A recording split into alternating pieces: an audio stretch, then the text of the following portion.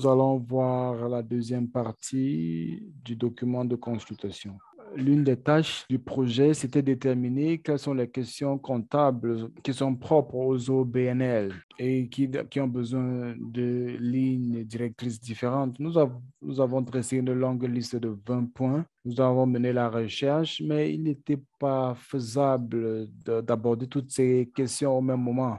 2025 est assez loin et nous savons tous que nous devons agir avec plus de célérité. Nous avons élaboré des critères permettant de prioriser ces sujets et nous avons examiné cette liste pour l'abréger. Là, nous avons 10 sujets, 10 points que nous avons abordés en détail dans la deuxième partie du document de consultation. Dans le document de consultation, nous avons posé 3 questions. Si cette longue liste était complète ou alors existe-t-il d'autres questions, d'autres problèmes que nous devons prendre en compte? Ces 4 critères sont-ils les bons critères? Et pensez-vous que nous devons réduire ou alors davantage abréger ces sujets? 67% des répondants pensaient que la longue liste était complète. Certains pensaient que d'autres sujets devaient être inclus et d'autres pensaient que certains sujets devaient être enlevés. Les transactions avec les parties externes,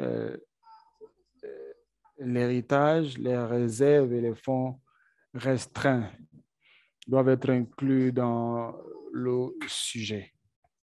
Nous avons également de nouveaux sujets pour la longue liste, les pensions, l'impact social, les contrats de service, les bilans et les activités conjointes. Nous allons prendre en compte ces éléments pour voir si nous devons les ajouter à la longue liste.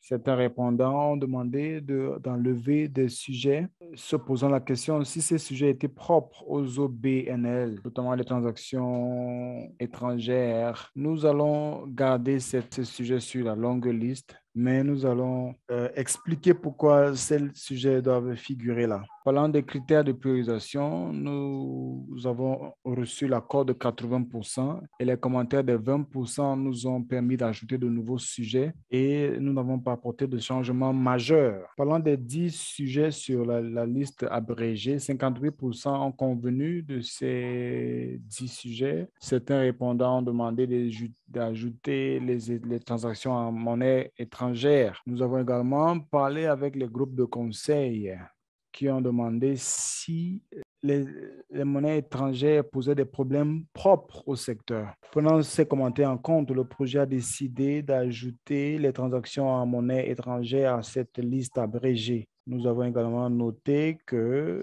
nous pouvons faire face aux défis propres au secteur, notamment liés aux transactions en monnaie étrangère.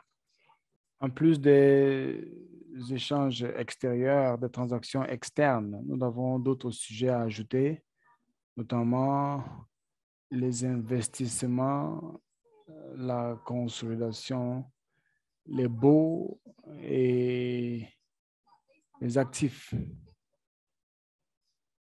Nous ne sommes pas convaincus d'inclure ce sujet à la liste abrégée. Il reste sur la longue liste.